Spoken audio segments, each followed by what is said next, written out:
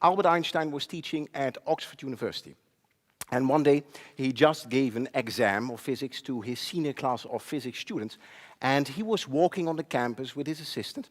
And all of a sudden, the assistant looked at Albert Einstein and said, Dr. Einstein, this exam which you just gave to the senior class of physics students, isn't that exactly the same exam you gave to exactly the same class 1 year ago?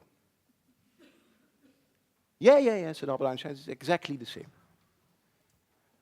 But Dr. Einstein, how could you possibly do that? The assistant said. Well, said Einstein, the answers have changed.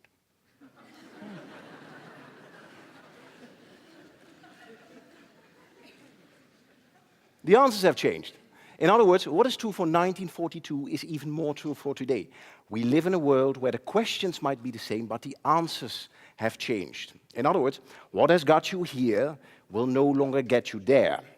And if you want to have results that you've never had before, well, you need to start doing things you've never done before. Now, the key question for today is, of course, is there a method to the madness? Is there a way that each of us can do impossible things to truly create dramatic results?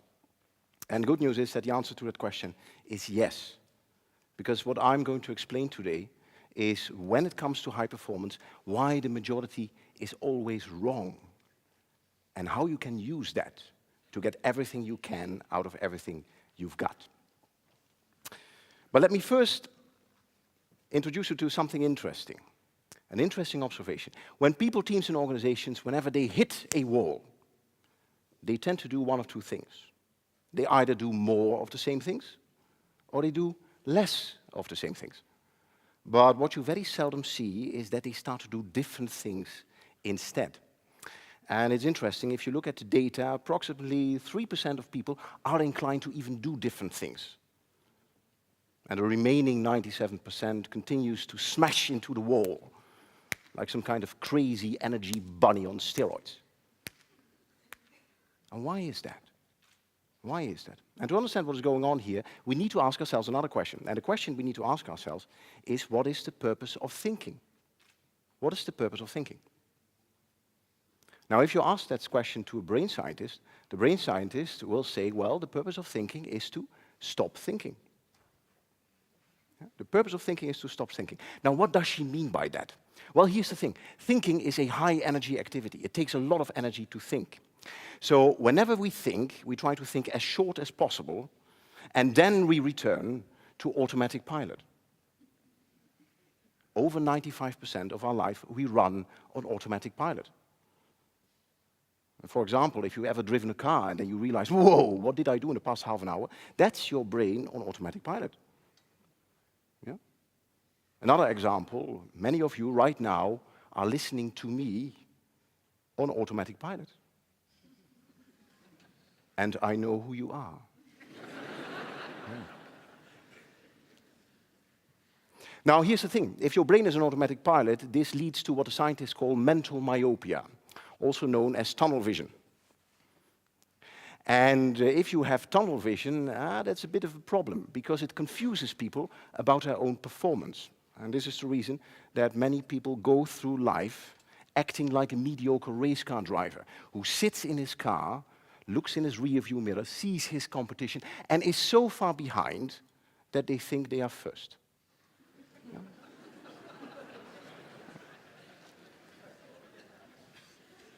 In other words, ladies and gentlemen, we tend to think inside the box, and the box is a very good metaphor here. So let me draw a box. And if you take a close look at the box, you see that the boundaries of this box are very well defined. So we think inside defined boundaries. I'll give you an example. One boundary is a legal boundary, and we think within the legal framework. I'll give you an example. Very few of you would think of stealing the wallet of the person next to you in order to fund your next cool startup. Yeah? At least that's what I hope. Yeah? So we think in legal boundaries, but there are other boundaries as well. We think in technological boundaries, we think in physical boundaries, but we also think in moral boundaries. And this is why we think inside the box. At least, that's what we think. Because the reality is that the box in which we think looks more like this.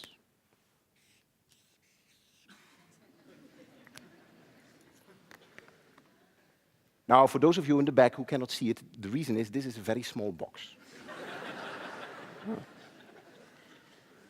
And let me illustrate how small this box can be. For example, if I would say tonight, let's have something to eat, have dinner tonight, what would be options to do that? And probably you can come up with, hey, let's buy some pizza, go to a restaurant, cook at home, all kind of cool ideas.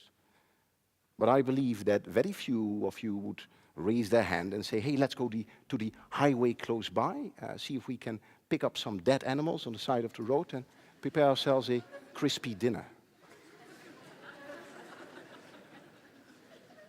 That's a disturbing thought. But here's the funny thing. For many people in the world, this would be a perfectly normal response. Nothing wrong with that. Yeah, so what it shows is that the box in which we think is actually very, very small. And if you take a closer look at your industry or professional field, you also think inside a very small box. And the boundaries of this box, they are called industry standards or industry norms. For example, if you are in the restaurant business, then the industry standard is that people come to your establishment, they eat, and then they pay. That's the standard. That's how everyone is doing it.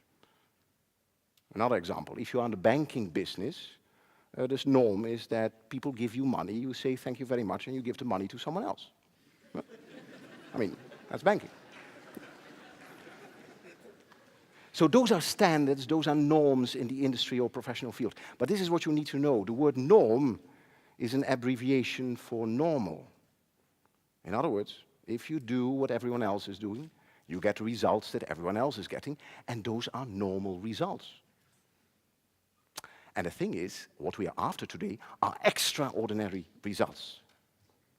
Yeah? So the key question is, of course, how can you kick yourself out the box? Out of this very small box of your industry and professional field and move to the happy place where cool innovation happens. Now, how can you do that? Now, let me introduce you the curious case of the London taxi drivers. If you want to become a taxi driver in London, you need to know the entire city by heart. And this is called the knowledge. And you can imagine it takes years to get the knowledge in your head. And that's a bit of a problem if you want to rapidly expand your taxi business. So they ask themselves a question. How can we rapidly expand our taxi business while at the same time employing taxi drivers who do not know anything about the city of London?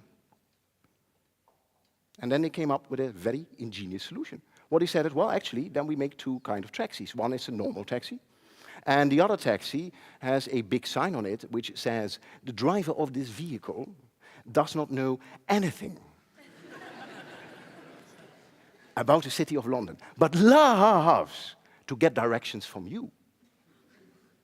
And that's a brilliant solution, because this attracted those people who lived in London, knew the city very well, and finally could pay boss in a taxi. Yeah. Yeah. Brilliant. Now, ladies and gentlemen, this sounds like a very cute story. But there's much more than meets the eye. Because what we have found is that breakthrough innovation, extraordinary results happen when people decide to finally break the standards or the norms in their industry or professional field. And you see this over and over again. For example, if you would have a furniture business and one day you would decide to no longer assemble furniture for your customers, probably you would end up with a company called IKEA. Yeah. Another example, if you own a computer business and one day you would decide to no longer sell your computer using a physical store, probably you would end up with a company called Dell Computers. Yeah. So, ladies and gentlemen, what it tells us, there is a method to the madness. And by understanding that the majority is always wrong when it comes to high performance, finally you have the opportunity to quit fixing things and move to massive innovation instead. Ladies and gentlemen, the Roman Emperor Marcus Aurelius once said that the object of life is not to side with the majority, but the object of life is to escape finding oneself joining the ranks of the clinically insane. If you do what everyone else is doing, you're not distinguishing yourself and you're probably stuck. And this is why, when it comes to high performance, the majority is always wrong. This is what we know. We know that 3% of people are able to achieve extraordinary results. And each of you can become part of those 3% by deciding as of today to break your industry standards and to break your industry norms. The alternative, of course, is that you become part of the 97% who in the end works for those 3%. And as of today, that choice is completely yours. Thank you very much.